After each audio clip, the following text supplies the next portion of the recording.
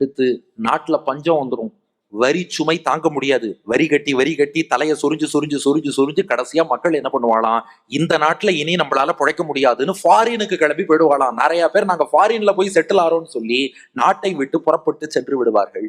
அடுத்து போக போக மக்களின் ஆயுள் என்பது குறைந்து கொண்டே போகும். மக்களுக்கு சீக்கிரமா தலை நரைக்கும். இது அடியனே பார்த்திருக்கேன். எங்க தாத்தாவுக்கெல்லாம் ரொம்ப லேட்டா தான் நரைச்சது, எங்க அப்பாவுக்கு அதை விட லேட்டா. நமக்கு இது வரைக்கும் 34 வயசு ஆறுது, ஆனா எப்ப நரைக்குமோ தெரியாது.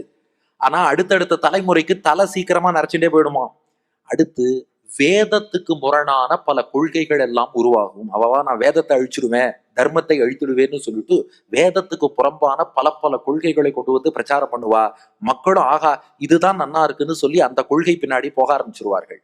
அடுத்து எல்லாத்துக்கும் எடக்கு மடக்கா கேள்வி கேட்பாளாம். கலியுகத்தின் இயல்பே என்னன்னா, அது எதுக்கு தண்ணீர்ல தான் கையலம்பணுமா, தண்ணீர்ல கையலம்பினா சுத்தின்னு யார் சொன்னது, நான் அதுக்கு பதில ஸ்டெரிலியத்துல கையலம்புறேனே, இல்ல இந்த நிறைய இப்பதான் இது வந்திருக்கேன் சானிடைசர், அதுல கையலம்பினா போறாதா, அது என்ன தண்ணீர் தான் சுத்தமா அப்படின்னு கேள்வி கேட்பானாம். அடுத்து தெய்வத்தை வணங்குன்னா, நான் எதுக்கு தெய்வத்தை வணங்கணும், நான் உழைக்கிறேன், நான் சம்பாதிக்கிறேன், சௌக்கியமா இருக்கேன், இதுல தெய்வம்னு ஒரு கேரக்டர் எங்கேது வந்தது, இப்படி குதர்க்கமான கேள்விகள் நிறைய கேட்பது கலியுகத்தின் இயல்பு. அடுத்து பிள்ளைகள் யாரும் பெற்றோர்களை மதிக்க மாட்டாளாம், மாமனார் மாமியாரை தான் மதிப்பாளாம். ஏன்னா அங்கேருந்து நிறைய இவருக்கு ஃபேவர் கிடைக்கும். அதனால மாமனார் மாமியார்ட்ட நன்னா அன்பு காட்டி மதிப்பார்கள். பெற்றோர்களை கொண்டு போய் முதியோர் இல்லம்னு, அது ரொம்ப பாவம், ஆனா அங்கதான் கொண்டு போய் தள்ளிடுவா. ஒரு கதை கேள்விப்பட்டிருக்கா, ஒரு அம்மா பையன்கிட்ட சொன்னாலாம் முதியோர் இல்லத்துல, ஏய் ரொம்ப வேர்க்கிறதுடா, உன்னால முடிஞ்சா ஏதாவது கொஞ்சம் கொடுத்து ஒரு ஃபேனாவது போடுறதுக்கு ஏற்பாடு பண்ணுடான்னா.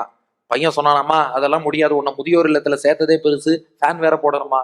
அம்மா சொன்னாலாம், நான் எனக்கு கேட்கலடா, நாளைக்கு ஓன் பையன் உன்னை இதே முதியோர் இல்லத்துல தாண்டா போடுவான், உன்னால ஃபேன் இல்லாம இருக்க முடியாது, இப்பவே உனக்காக போட்டு வச்சுக்கோன்னு அட்வான்ஸா சொன்னேன்னாலாம். அந்த மாதிரி பெற்றோர்களை பிள்ளைகள் கவனிக்காம போயிடுவா.